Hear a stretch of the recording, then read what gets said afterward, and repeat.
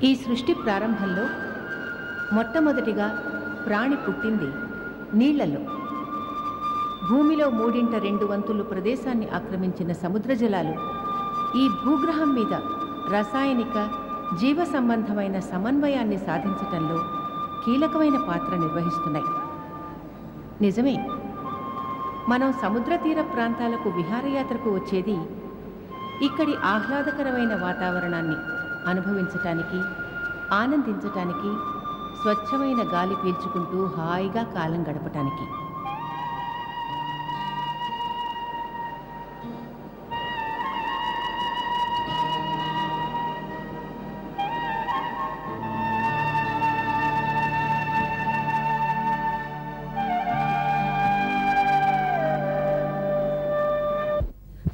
Mummy mummy please mummy.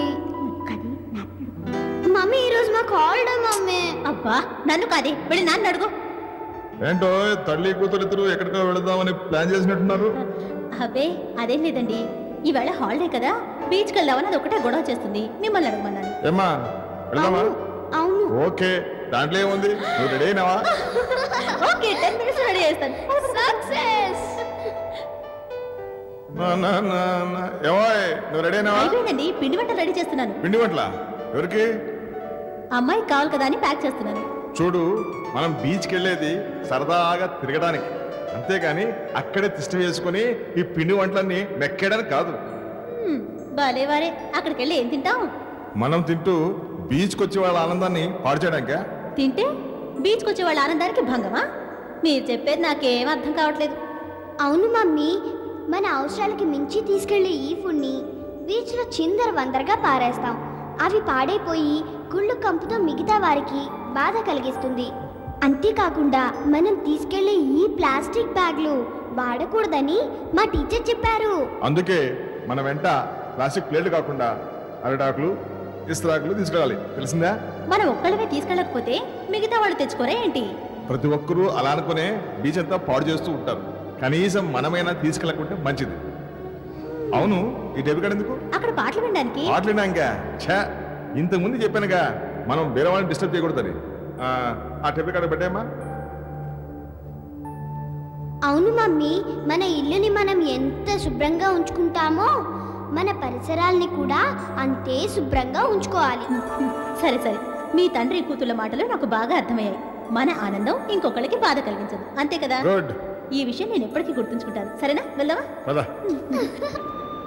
నిజమే, మనం సముద్ర తీర ప్రాంతాలకు విహారయాత్రకు వచ్చేది ఇక్కడి ఆహ్లాదకరమైన వాతావరణాన్ని అనుభవించటానికి, ఆనందించటానికి, స్వచ్ఛమైన గాలి పీల్చుకుంటూ హాయిగా కాలం గడపటానికి.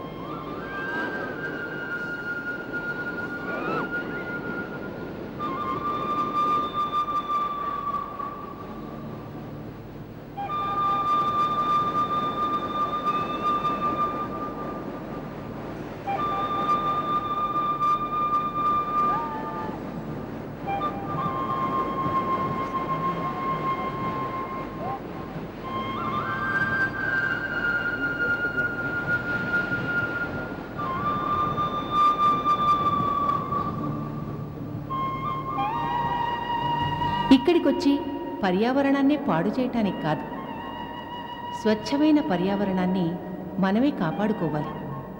ఎందుకంటే మంచి గాలి, వెలుతురు, పరిశుభ్రమైన నీరు కావాలని మనం కొండ కోనల్లోకి, సముద్ర తీరాలకి వెళుతూ ఉంటాం. అయితే అలా వెళ్ళి అక్కడి గాలిని, నీటిని మనమైన కొన్ని పద్ధతులతో మనం పాడు చేయకూడదు. ప్రశాంతంగా ఉన్న వాతావరణానికి భంగం కలిగించకూడదు.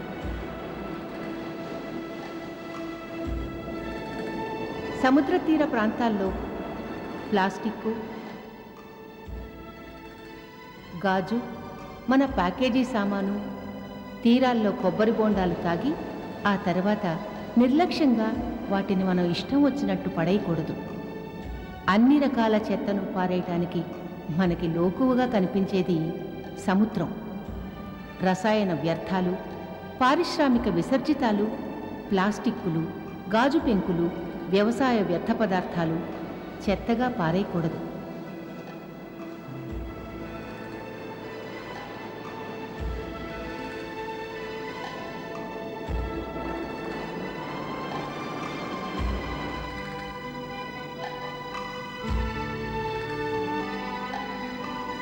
పట్టణంలోని మురికి కాల్వల్లోని నీరు వీటన్నిటినీ నేరుగా సముద్రంలోకి చేరుస్తున్నాం.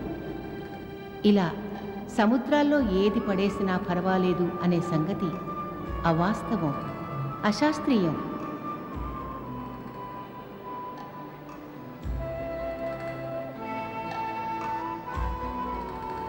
మట్టిలో కలవని పదార్థాల్ని సముద్రంలోకి చేరిస్తే వాటి ప్రభావం సముద్రంలోని జలచరాల మీద పడుతుంది.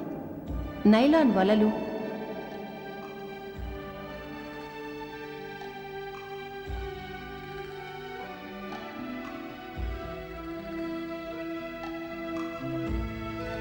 రంగురంగుల ప్లాస్టిక్ వ్యర్థ పదార్థాలను ఆహారం అనుకుని తిన్న చేపలు చచ్చిపోతున్నాయి. ఓడల్లోంచి, పడవల్లోంచి నీటి మీదికి చేరిన పెట్రోలు, డీజిలు సముద్ర జీవాలకు ప్రాణాంతకంగా తయారయ్యాయి.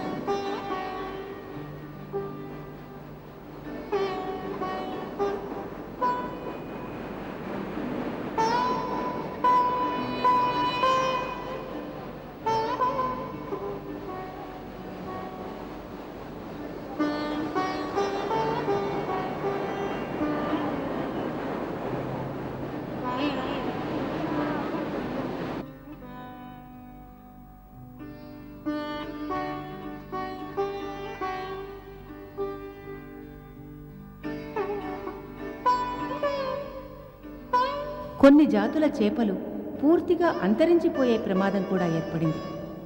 కాలుష్యం వల్ల చేపలు, ఇతర జలచరాలు క్షీణించిపోతున్నాయి.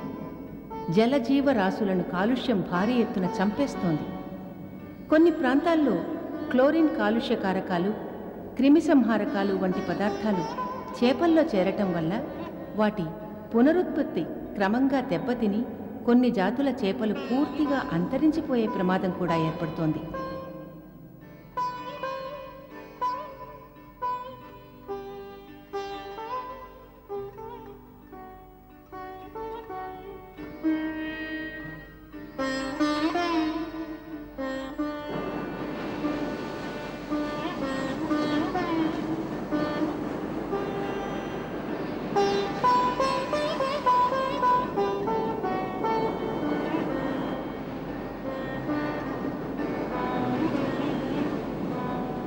మనం ఇటువంటి ప్రదేశాలకు వచ్చి మన అలవాట్లని గనక మార్చుకోకుండా ఇతరులకి ఇబ్బందులు కలిగించడం ఎంతవరకు సబబు మనమే ఆలోచించుకోవాలి.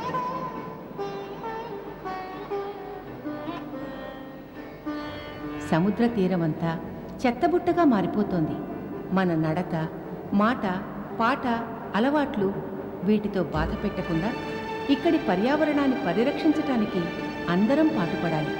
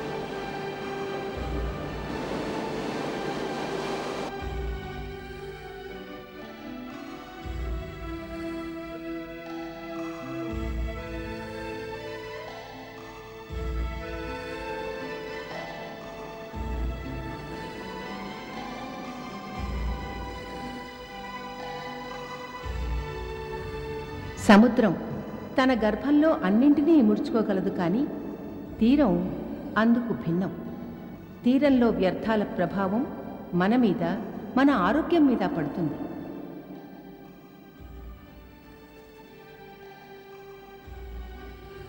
సముద్ర తీరాల్లో సాయంకాలాలు స్వచ్ఛమైన గాలి కోసం వెళ్ళి మనం చేసే పనులు ఆ గాలినే కాదు, సముద్రాన్ని కూడా అతలాకుతలం చేసేస్తున్నాయి.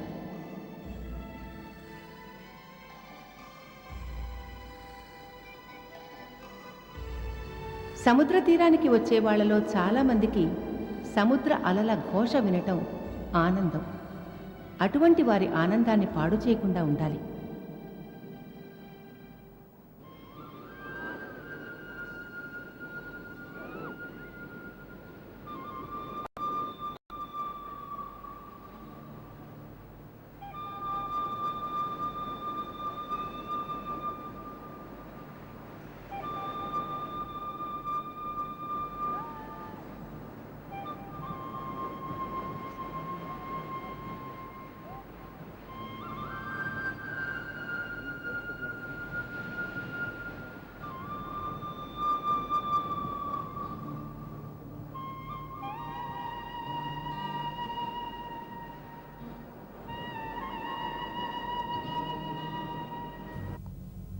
ఇప్పుడు మనం చెప్పుకున్నదంతా సముద్రఘోష కాకూడదు.